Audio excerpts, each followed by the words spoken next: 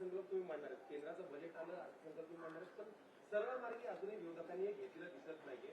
एक आरोप होतोय भाजपवर की ही संधी भाजपनं साधली आणि म्हणून अर्थ खातं परत स्वतः ताब्यात घेतलं. काय याला उत्तर आहे? असं आहे की राष्ट्रवादी काँग्रेसच्या नेत्यांशी मी चर्चा केली, कारण अर्थसंकल्प मांडायचा आहे. अर्थसंकल्प म्हणजे नुसतं एक भाषण वाचायचं नसतं, त्याकरता सिरीज ऑफ बैठका घ्याव्या लागतात. प्रत्येक विभागासोबत बैठक घ्यावी लागते.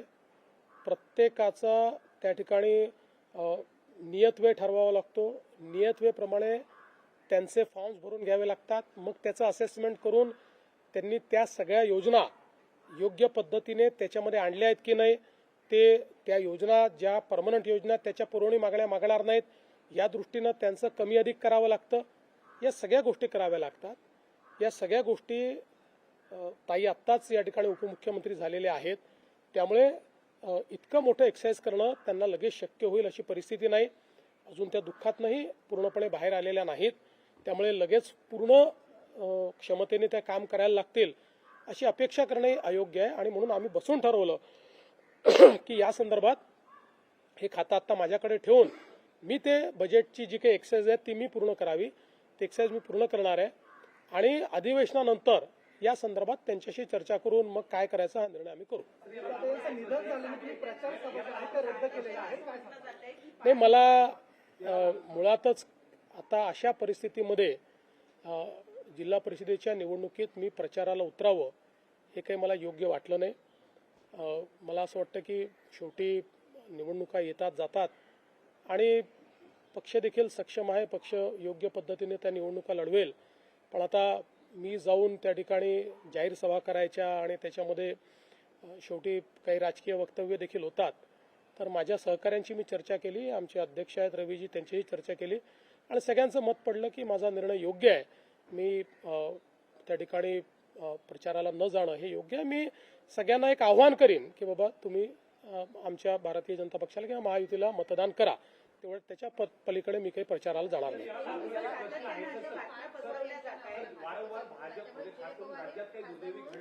भाजपने कोणालाही विरोध केलेला नाही. भाजपशी या संदर्भात चर्चाही झालेली नाही. मी पुन्हा एकदा सांगतो की राष्ट्रवादी काँग्रेस पार्टी हा एक स्वतंत्र पक्ष आहे. त्यांच्यात कोणाला पद द्यायचं, कोणाला तिकीट द्यायचं, कोणाला नॉमिनेशन द्यायचं याचे निर्णय ते घेतात, ते निर्णय आम्ही घेत नाही. यापूर्वी तुम्ही पाहिलं असेल जेव्हापासून ते आमच्यासोबत आले, कोणाला खासदार करायचं, कोणाला आमदार करायचं, कोणाला अध्यक्ष करायचं, कोणाला सचिव करायचं, त्यांचे सगळे निर्णय हे त्यांनी घेतले आहेत. कोणाला मंत्री करायचं निर्णय त्यांनी घेतलेले आहेत. त्या निर्णयांमध्ये आमचं काही म्हणणंही नाही, आमचा काही सेई नाही. विमानाची जी कंपनी आहे ती युरोपात ब्लॅकलिस्टेड आहे. आता मुंबईत महाराष्ट्रात या संदर्भात काही कारवाई होईल? आता या संदर्भातलं इन्व्हेस्टिगेशन हे DGCAने सुरू केलेलं आहे आणि DGCA हीच कॉम्पिटंट अथॉरिटी आहे, त्यामुळे त्यांच्या रिपोर्ट नंतर त्या संदर्भातली पुढची कारवाई आपण करू शकतो. नाही, आतापर्यंत एवढीच माहिती आली की कोणीतरी गोळीबार केलाय, स्कूटी ती सापडलेली आहे, त्याच्या मालकाचाही पत्ता लागलाय, त्यांनी ती विकलेली आहे.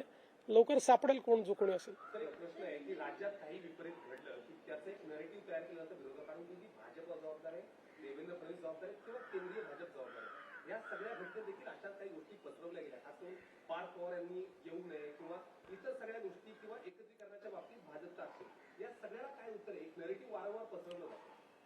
मी दोनच गोष्टी याच्यात सांगेन. खरं म्हणजे आता हे सगळं बोलायची वेळ नाही, पण दोनच गोष्टी सांगेन की समजा अजित पवार साहेब हे अशा प्रकारचं कुठल्याही एकत्रीकरणाची चर्चा जर करत होते तर ते कुठलीही चर्चा भाजपशी चर्चा केल्याशिवाय करतील का? त्यामुळे ते जर चर्चा करत असतील तर त्यांनी भाजपशी चर्चा केली असेल, ते करत नसतील तर वेगळी गोष्ट आहे. त्यामुळे मला असं वाटतं की पहिल्यांदा तर हे लक्षात घेतलं पाहिजे. पुन्हा एकदा सांगतो, चर्चा करायची नाही करायची, विलिनीकरण करायचं सर्वस्वी 100% राष्ट्रवादी काँग्रेस पक्षाचं डोमेन आहे. हा आमची अपेक्षा एवढी असेल, कुठलाही निर्णय घेण्याच्या आधी त्यांनी आमच्याशी चर्चा एकदा करावी आणि ते करतातच आणि ते पुढेही करतील. त्यामुळे याही संदर्भात दुसरं, समजा अजित पवार साहेब अशा प्रकारच्या चर्चा करत होते तर ती चर्चा ते एनडीएतनं बाहेर पडण्याकरता करत होते का? ते का सरकारमधनं बाहेर पडणार होते का? त्यांनी तर स्पष्टपणे सरकारमध्ये ते स्टेबल होते. त्यामुळे रोज काहीतरी कन्फ्युजन तयार करायचं आणि मग आपली इकोसिस्टीम वापरून ते कन्फ्युजन इको करायचं, ही पद्धती अयोग्य आहे, ही योग्य नाही आहे. बघा, असं आहे, आत्ताच्या परिस्थितीत आम्हालाही राजकारण करायचं नाही, नाहीतर मी अनेक गोष्टी सांगू शकतो. काय घडलं आहे, काय घडतं आहे, मला सगळं दिसतं आहे, मी सगळ्या गोष्टींचा साक्षीदार आहे. आणि तुम्हाला सगळ्यांना माहिती आहे, माझे आणि अजितदादांचे जे संबंध होते त्यात जवळजवळ सगळ्या गोष्टी ते मला सांगायचे, माझ्याशी शेअर करायचे. त्यांचा दुर्दैवी मृत्यू झाला त्याच्या आदल्या दिवशी जवळपास 1 तासभर आम्ही दोघं गप्पा मारत बसलो होतो. त्यामुळे मला असं वाटतं की या बाबतीत शेवटी खालच्या स्तराचं राजकारण करणं योग्य नाही. त्यांच्या पक्षाने निर्णय घेतला. एक लक्षात ठेवा की आज 2 वेगवेगळे पक्ष झालेले आहेत. शरद पवार साहेबांचा पक्ष आहे, अजित पवार साहेबांचा पक्ष आहे.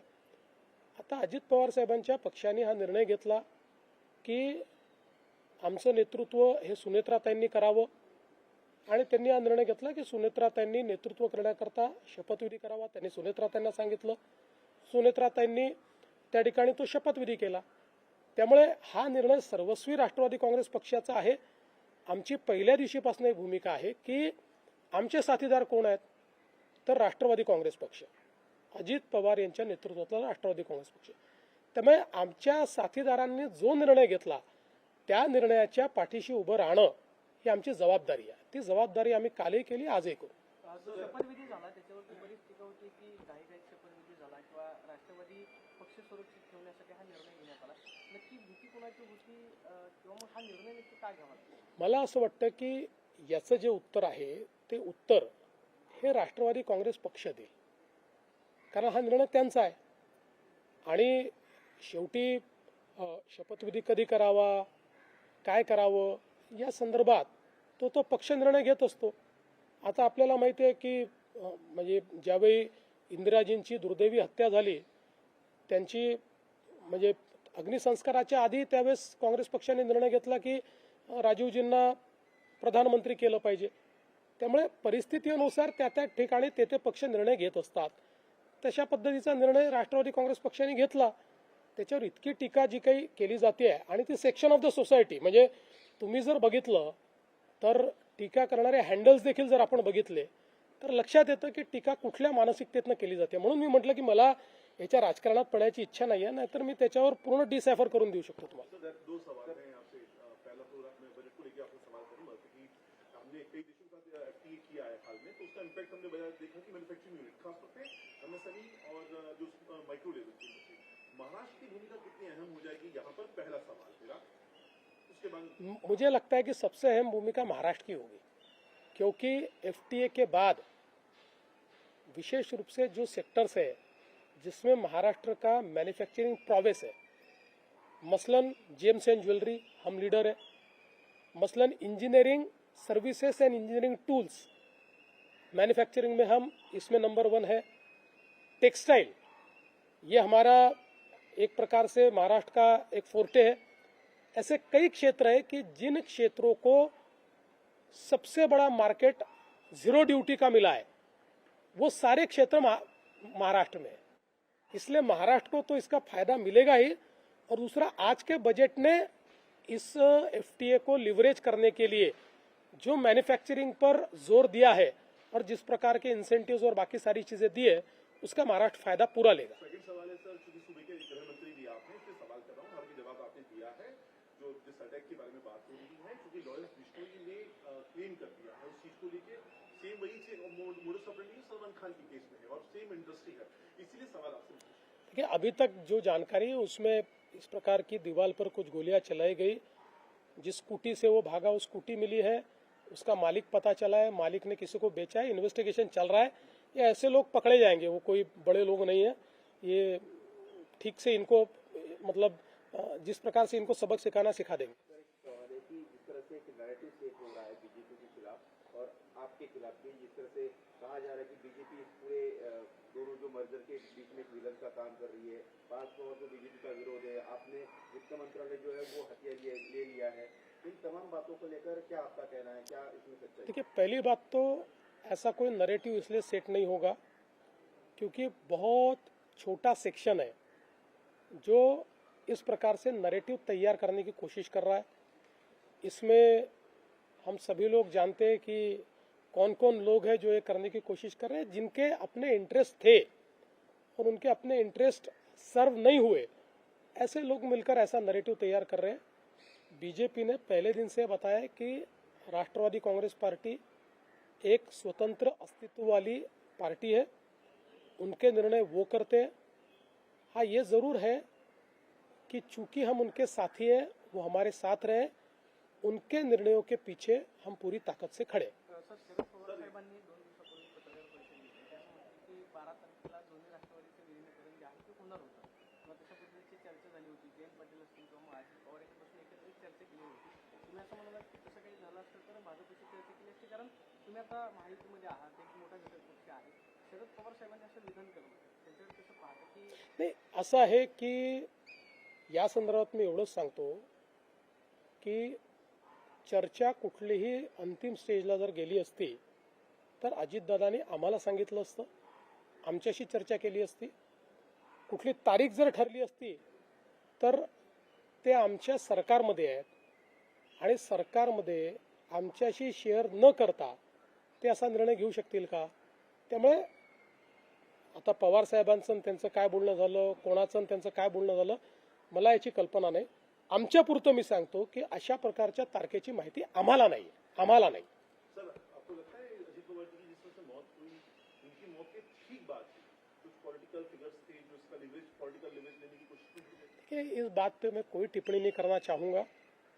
कई बार ऐसा होता है कि इस प्रकार की मौत के बाद भी कई प्रकार की राजनीति होती है.